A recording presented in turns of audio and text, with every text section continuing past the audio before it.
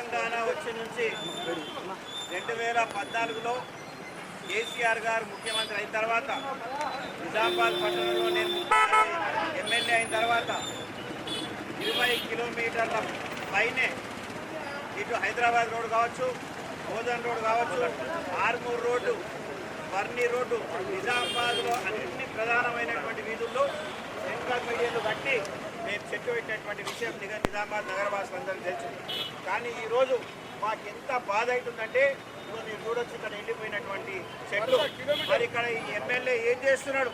మరి పగలపాలు పలికినటువంటి ఎమ్మెల్యే అప్పుడు ఇన్ని మేము కడతా ఉంటే నాణ్యత లేదని ఇంకా పనులు సరిగా చేయట్లేదని చెప్పేసి నిలదీసినటువంటి ఎమ్మెల్యే మరి ఈరోజు నిజామాబాద్ నగరాన్ని మొత్తం ఎండబెట్టినటువంటి విషయాన్ని నిజామాబాద్ నగర ప్రజలకు నేను తెలియజేస్తా ఉన్నాను.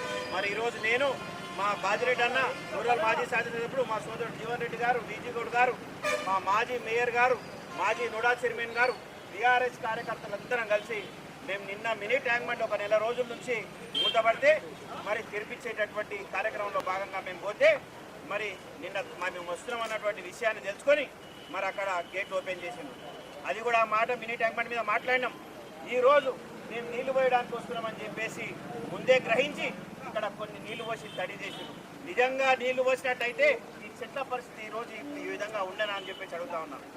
నిన్ననే ఒక మాట చెప్పిన, ఇల్లు కట్టినోడికే తెలుసు అది కూలితే ఎంత బాధ ఉంటుందో, కట్టనోడికి ఆ విషయం తెలియదు అనేటటువంటి సంగతి చెప్తున్నా. చెట్లు పెట్టింది మేము, దాన్ని నీళ్లు పోసింది మేము, దానికి పెంచింది మేము కాబట్టి ఈరోజు మా గుండె రగులుతా ఉంది. మరి ఈ ధన్పాల్ సూర్యనారాయణ ఏం చేస్తున్నాడు? ట్రస్టులు పెడతామని చెప్పిండు, ట్రస్టుల ద్వారా సొంత డబ్బులు పెడతామని చెప్పిండు. సో నాయన నువ్వు కొత్త చెట్లు పెట్టేటటువంటి అవసరం లేదు. మరి ఎందుకు? అరే మా మీద అయితే మీకు కోపం ఉంది, టీఆర్ఎస్ నాయకుల మీద మీకు కోపం ఉంది, కానీ ఈ జోరు లేని జీవాలు మరి ఈ చెట్ల మీద మీకు ఎందుకంత కసి, ఎందుకంత కోపం? మరి ఖచ్చితంగా మేము రోజు ఒక కార్యక్రమం తీసుకుంటాం. మీ ఫెయిల్యూర్ కార్యక్రమాలని ప్రతిరోజు ఇదే విధంగా మేము ఎండగడతాం.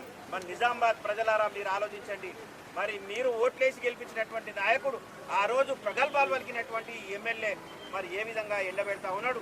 ప్రతి ఒక్కటి ఇటు మినీ ట్యాంక్ బండ్ కావచ్చు, శ్మశాన వాటికలు కావచ్చు, సెంట్రల్ మీడియం కావచ్చు, వెజ్ నాన్ వెజ్ మార్కెట్లు కావచ్చు, ఏ ఒక్కటి కూడా ముందుకు పోతలేదు.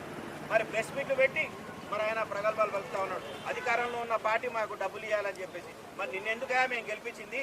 మరి మేమే కదా అన్నీ చేసింది. నువ్వు కొత్తగా ఏం చేయకు.